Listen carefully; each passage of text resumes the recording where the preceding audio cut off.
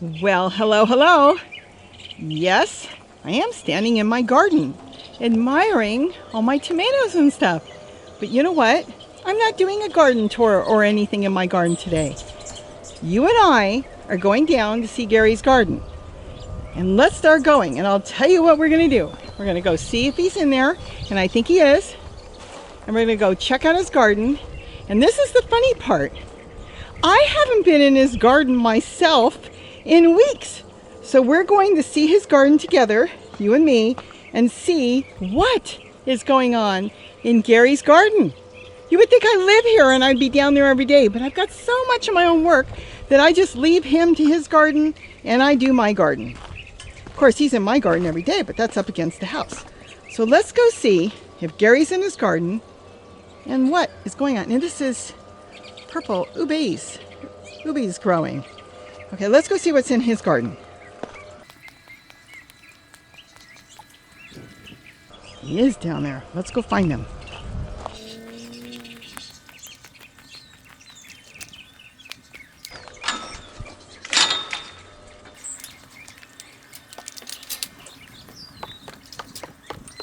And here we are, and there he is. Gary, we're going to do a garden, or maybe not just a garden tour, but just kind of walk through and see. Just a quick look around, really. Yeah, quick. My goodness. It's so green. It's so pretty down here. Oh my goodness, look at this kale. And that's the purple curly leaf. Is that what's it called? I don't even remember what it's called. I've got the blue dazzling kale, but this is, I think it's just purple. It's like the Russian kale, but this is a purple variety. Look at this. Yeah, it's about, I'm going to say 7 foot tall. Oh my goodness. How come I never see these leaves? I guess I did see some the other day. Yeah, the other day I brought some up. And wow. These are the peanuts. They didn't really do much. The mustard that you gave me that I planted, I've separated some of those off. They're scattered around. The purple mustard, yeah. I don't know if they should have been started earlier. Mine are small too. Look at that. And then you've got the Swiss chard with the red vein Swiss chard. Yeah, the red vein Swiss chard. Wow. Oh my, I'm admiring your kale. And what's nice about this is if it gets too tall and you want to top it, then it will grow side shoots. Yeah, it's probably already growing side shoots. It's got tons of side shoots that could be snapped off and replanted, especially the smaller ones like that one. I didn't see it. Where is it? Oh, down there. Look at that. And then you've got purslane? The purslane, yeah, that's gone to seed. So it's, if you look at the top there, that's set seed, so they'll just drop seed and come back next year. All on its own. The celery, did you plant it or did it just come up? That's celery you gave me. Okay, so I gave you that one. Wow, that is beautiful. Prickly lettuce, or wild lettuce. Wild lettuce, wow. All over the ground? What is all this growing all over the ground? This is all on the ground is sweet potato, and these are ubes or purple yams. So the sweet potato is acting as a ground cover, a green ground cover. They both produce tubers, but the ube probably sets down deeper roots, and the sweet potatoes, they're got surface roots. The feeder roots are just under the surface, so they're not competing with each other. They both produce edible tubers, and this variety here. Wait, let me come back. I was kind of panning all over. Okay, which one? Okay, this variety here is Korean purple, so it's got a purple skin and it's got a white. Oh, let me see that. Look at purple that. skin, and it's got a white flesh underneath. And this one's just starting to grow again. But you could eat that at any time, couldn't you? Yeah, this one I think there's more under there. Okay, here's another one. See, these are just starting. That's the colour underneath. I just scratched the skin. Okay. So most people think of sweet potatoes for Thanksgiving. Well, most of my sweet potatoes aren't going to be ready until, say, January, because I grow them in a permaculture way. Plus, our climate is different to where they commercially grow them. So this one here could go a little longer, but I might harvest it if you want it for Thanksgiving so that I can get it out and cure it. But this is already starting to regrow, so this will grow over winter here. Well, technically, not that I want you to pull it out, you could pull it out and just cut the top off and drop that back in the ground, couldn't you? Yes, I could. Where it's grown. Wow. Yeah, I could do that. Yeah, I'll have to figure out what I want for Thanksgiving to see if you've got enough, because I want to get them out and cured. And there's another celery plant. Ah, celery. Yes, I have that all over. Probably blows down from my garden and yours too. Yeah, I've got some dill actually started to come up here. I noticed that this morning. So the dill is starting. So it must be the right season for it. Okay, so you've got an ube in there too. Yeah, I've got an ube in here, and I've got it strung up on my rebar. I've done really well with the rebar supports this year. Wow. So all of these, most of these came from the chain link. I had them growing along the chain link and I moved them down here. A couple of them I lost because a rabbit got in here past my fence. So they chewed them off at the base and they didn't come back. So this one here didn't come back. Actually, it started to come back. Oh, it sent out a whole new shoot. Yeah. So the rabbits will chew.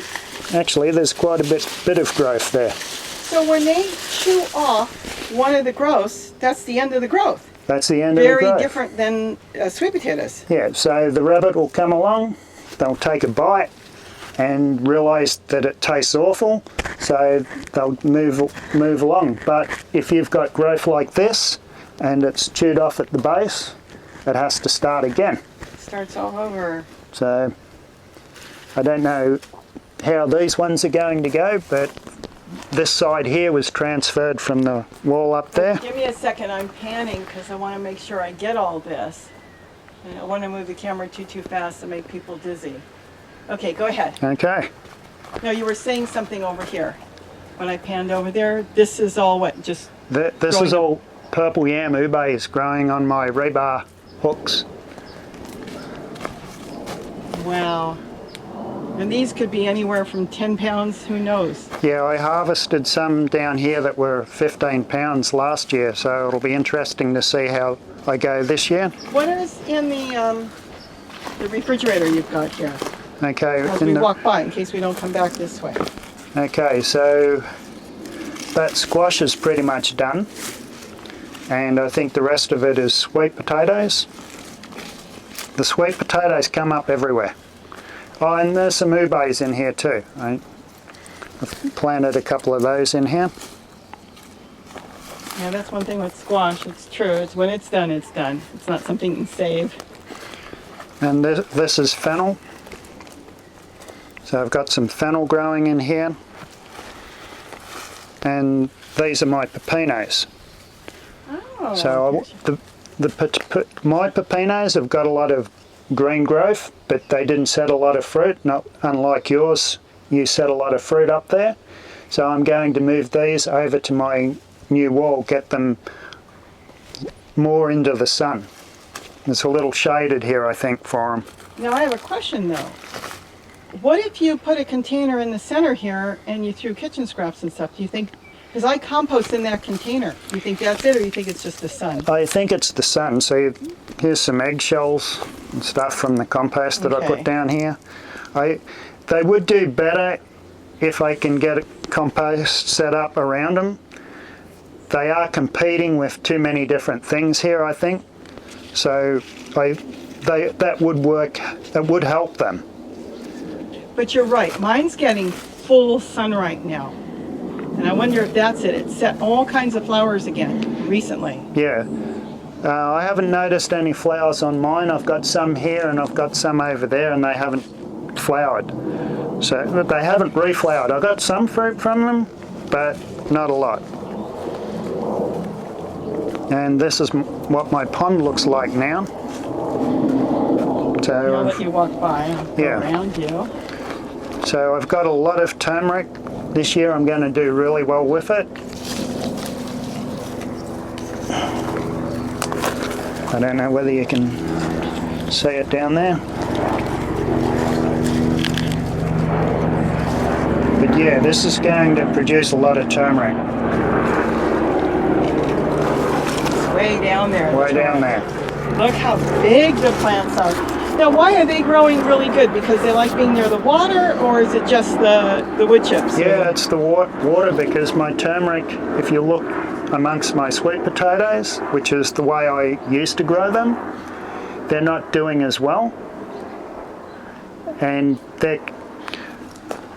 I thought, okay, they're not doing as well because they're competing with the sweet potatoes, but I've got sweet potatoes in here too, so I believe it's the humidity from the pond that's helping them. And the same with my taro. My taro is doing really well this year. This is gangbusters compared to when I had it growing. I took it all out from I had this growing amongst my sweet potatoes, but around the pond, it really likes this position. So my turmeric here, I've got white turmeric growing here. That came up a little later than the orange, and that's not doing as well as, this is how the orange looked last year, that size. So this year, that around the pond, it's going really well. Then my Canna edulis that I planted from seed about 3 or 4 months ago, it's producing seed. It's got its own seeds now. Yeah, it's flowering and producing seed. This one's a red variety. The two on the either side are yellow varieties. So I'll have more seed to plant next year, and I'll be able to just multiply it out. Also got tubers or rhizomes down there. What do you eat off of them? Mainly the rhizomes. Can't see with that leaf there. Yeah, you can't really see.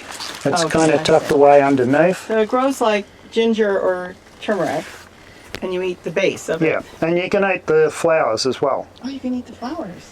I don't really want to pick any flowers. I know you want to get more seeds. Yeah, see, they drop off when they set. They drop off anyway. But you can eat the flowers. You can use the leaves to wrap up if you wanted to wrap.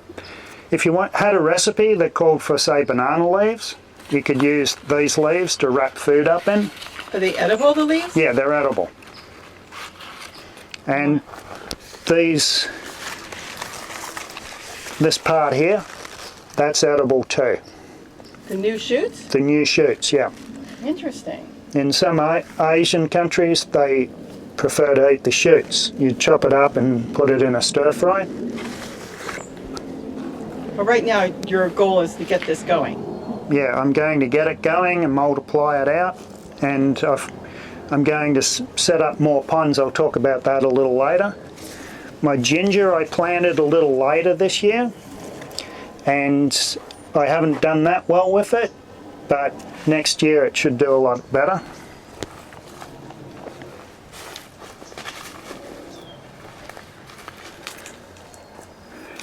So you've got your water lettuce. What do you call that again? Let's see what's... Yeah, the water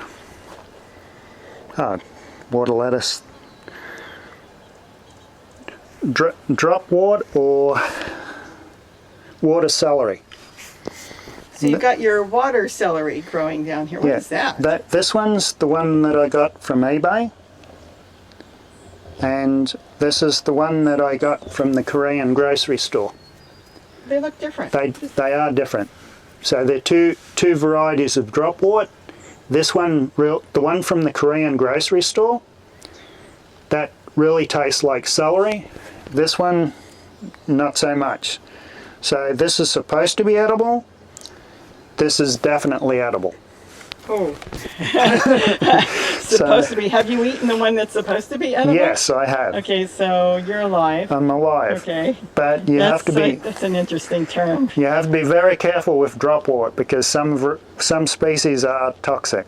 Okay, I'm not eating it. I'll eat the other stuff.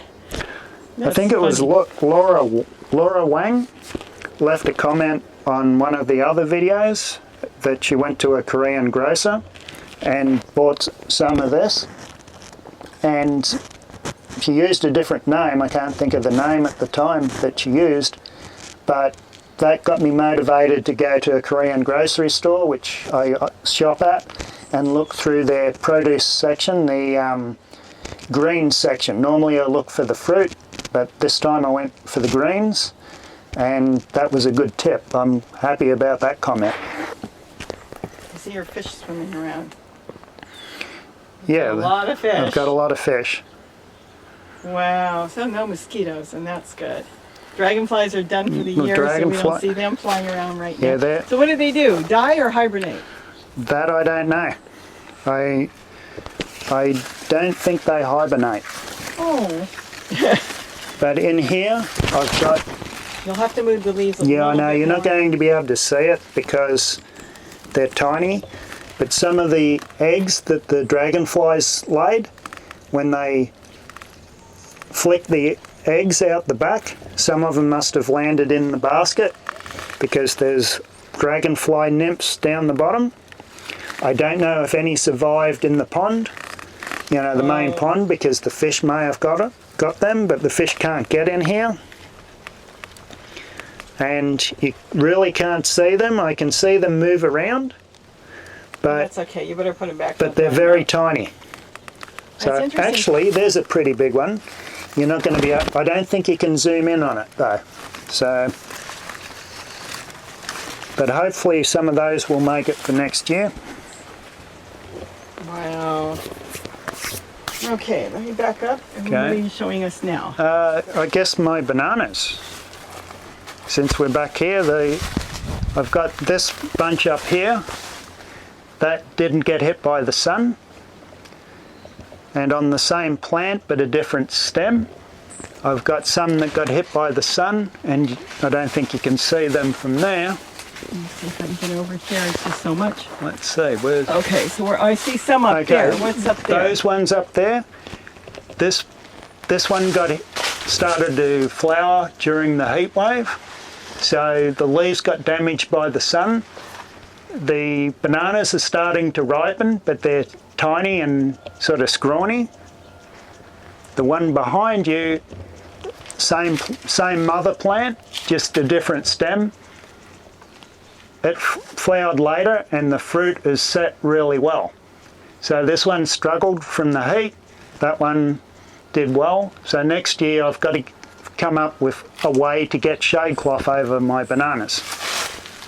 So wow. Let me see if I can go back. No, I have to move completely. Yeah, it's...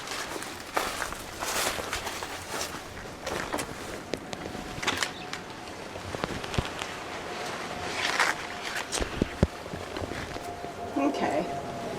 Wow. Okay, so that's... And you've got more bananas down here? Because I see a flower. Yeah, I've got more bananas down here. I've got... This one's flowering again. Just remember when there were no bananas. Yeah, well, here. this one's flowering, and this is the goldfinger. It's got another bunch on the other side on the same plant, but this one's further along. Look how big that is. You're going to have a whole bunch at the same time. Yep. So these are the goldfinger variety. Wow. Look at that, and here, I have a question. Yes? What is this down here, this teeny little thing coming through the ground? That's regular flowering cannas. Do you plant it, or no, I dug those up because my Canna edulis, or my achira, I want to grow that, and I don't want them to cross-pollinate, so I composted them in place, and they're starting to grow here, and I don't want to grow them anymore. Oh my goodness, you just filled your plant. Yeah, okay, so they were coming up in the compost. That's interesting. And you don't want those anymore? No, because I want to keep my Canna edulis or my achira Queensland arrowroot pure. So these I've swapped this plant out for an edible variety. No, that makes sense. I just thought they were baby banana plants the way they were popping up. Because you can eat these, but the edulis has got a lot more rhizome to it. This it doesn't taste that good unless you peel it, and to peel it you have to remove too much flesh. So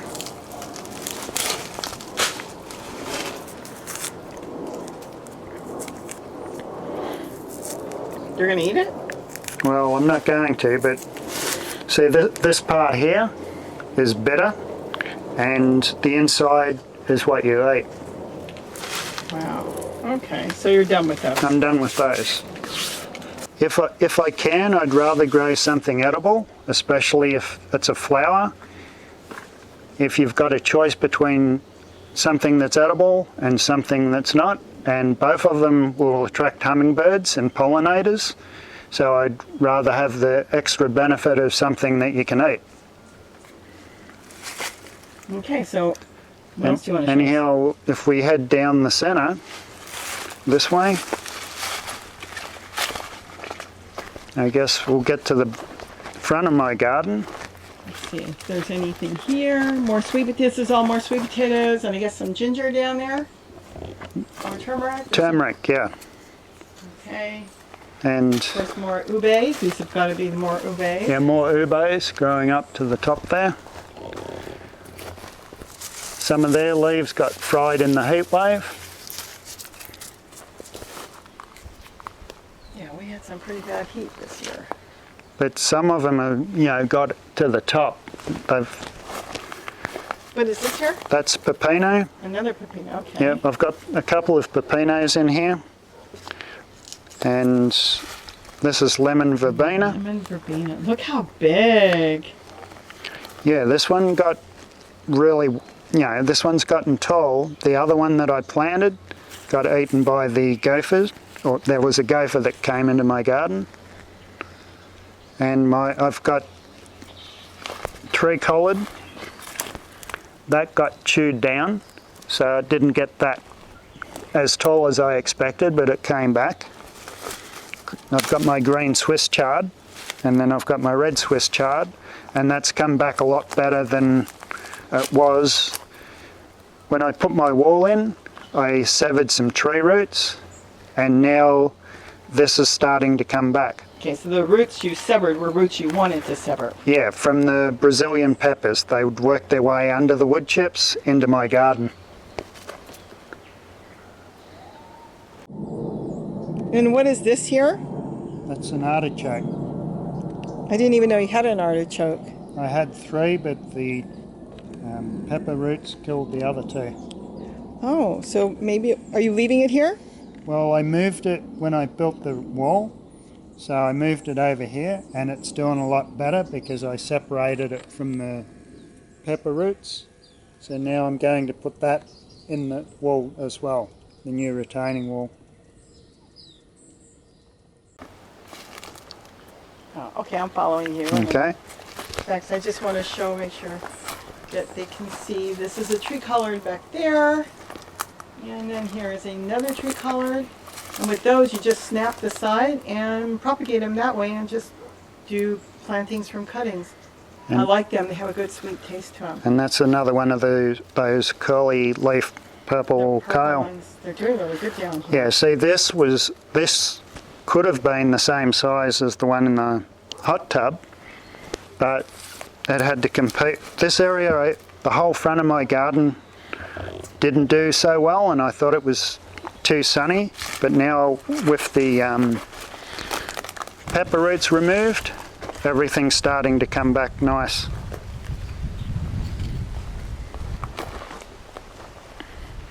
Very nice. Okay, now you got your swimming pools. You got half price at the store because they were blowing it out. Those are much bigger than mine. Yeah, if I'm thinking of taking some of yours, putting them in the center, which will leave about 6 inches either side, and I'm going to experiment with these. I'll put some along the front here and some in the back, but I redid this wall here. I put this wall in. I put some clay bricks on the outside. That's the sun side, which here in the northern hemisphere is the south, and that will heat up, and I'll use this as a pepper bed. So that's a south wall, basically. And that's a south-facing wall.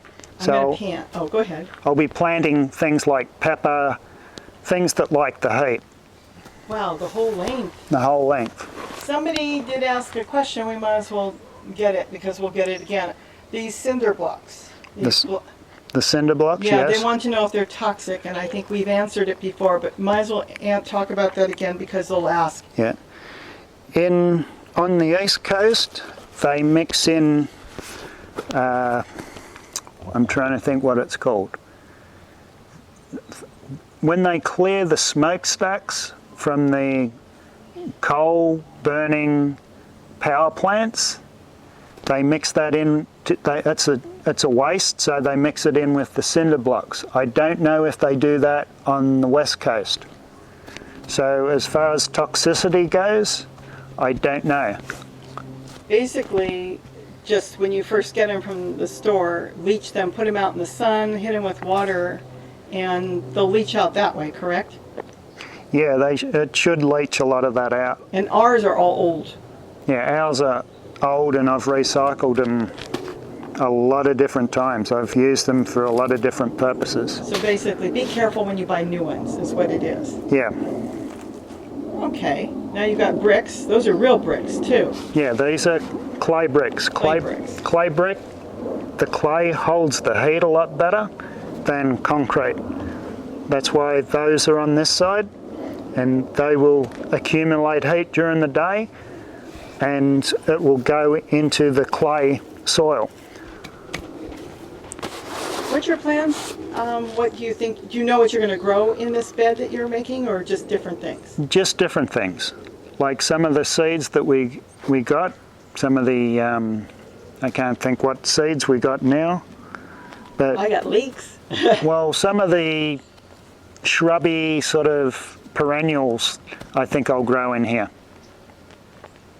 But you can grow anything. You can grow Swiss chard, dinosaur kale. Oh my goodness, dinosaur kale.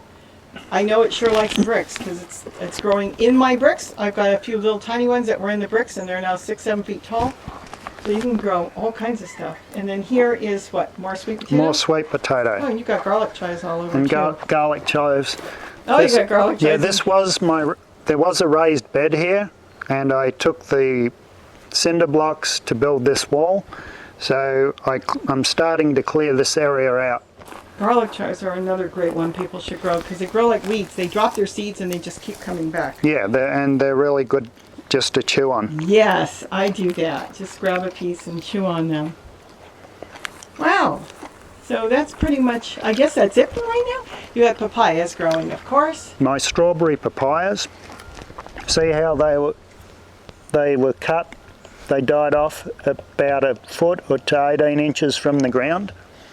So mine, the ones you've got growing in your garden are this tall, but yours are only a year old. These are about 2 years old. So if you don't want them to get too tall, you can trim them low and they'll come back. And then they send out multiple trunks. Multiple trunks, yeah. And then you got more cannas with spring? Yeah, I've still got a few leftover cannas, flowering type cannas. Okay, those are the ones you're going to eventually get rid of. That's why you don't want to mess around with the red flowers, because you want a whole bunch of seeds. Yeah, and I've got my asparagus on the outside there. I see them. That I'm going to, I've got to do something with the tree roots, and there's all sorts of Brazilian pepper tree roots. If I dig around, I find them everywhere. So on the outside, the rabbits don't eat the asparagus, so anything I grow on the outside will be rabbit resistant. Everything on the inside, I've put up the rabbit proof fence, and this I can grow straight in the ground. And I'm going to run a water pipe from here down to the other end too. That's what I'm working on. Now when you say water pipe, is this hand water or underground? I'm going, okay, not a watering system. No, just this hose. Instead of dragging this hose all over, I will put a hose down the other end, and eventually I just want to have hoses close to where I need to water, because dragging a hose around gets tiresome. How many pools do you do you plan on setting up? All of them, or are you just starting one at a time? Well, I've got it figured out that I've got at least enough room to put 2 in the back, and I could probably get 3 or more here.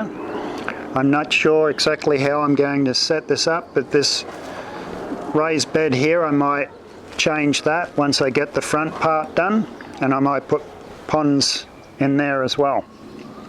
Okay. Be interesting to see how that goes, and then we can watch the change. I'm changing my front yard and you're changing your bottom garden a little bit. I think I'll bring some seeds in here and throw them around. Oh wow. You know, at any time, if you really wanted to, you could even expand this, make the fence bigger if you wanted to. Yeah, my orchard, I'm looking at changing that up. Once I get the tree roots organised, I don't want to get the garden bigger than what I can handle. I can handle this amount because I can alternate my watering. I hand water. So today I started watering my ubes. 2 days ago I was watering the sweet potatoes and everything else. So I kind of don't want to get too big. I just want to have it large enough or small enough that I can manage. Plus you want to still be able to drive around here when you come down here and you've got your pile of metal and different things you keep. All my raw material for my projects. This is really big. I mean, we don't even use everything in here. So this should be really, really good. Well, anything else you have to say?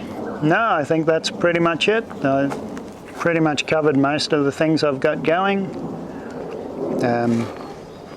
I know what you're missing. Green beans. Green beans. My green beans are growing everywhere. I walk around with beans in my pocket, stick a bean somewhere, and then I have green beans growing everywhere. Should I stick some green beans in here? Yeah, I don't care. You want green beans? Then Yep. you could sit down here and eat them. Yeah, right now I kind of don't have anywhere that I would put them. But You don't need to put them. They would go right up with the ubes. They would go straight up and follow them up. And then they would put nitrogen in the ground too. I'll put nitrogen in the Maybe I ground. should give you some. I mean, I haven't picked them, so we got a lot of brown beans. And the green beans turn brown, and just stick them in there and forget about them. Well, when you're ready. Actually, you have a perfect place, I see, for green beans. Peas. I need to grow more peas. Yeah, you've got that wire, so you could easily put some peas and beans in there. Yeah, I could change up my That's one thing we do need to grow more of, because peas, I can eat all the peas that we grow, because I'd sit out in the garden and eat them. my refrigerator, I could redo this. I didn't want to grow squash, but this came up as a volunteer, so I could change this up and plant something in here. Wow, that'll be good. I'll have to think about that, green beans and peas. Because you have a better place to grow peas than me because of your wire. It would just climb, even cucumbers in the summer. It's too cool now. But you would have cucumbers growing up there with the ubes and everything, because I've noticed the pickling cucumbers, the small ones, grow really good here. Yeah, a lot of what I've been doing is infrastructure. So last year I put this up. This year I made the hooks for my ubes, and a lot of and I'm also putting that raised bed along the front. This is all done, so I don't have to do that anymore. Once I get all the hardscape infrastructure done, then I can look at what I want to plant here. Okay, that sounds good. Or what I want to sneak in. Yeah, exactly.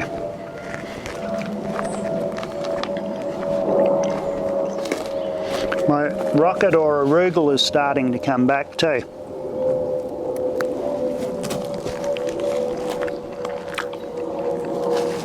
Look at that. Yeah, that's just volunteer.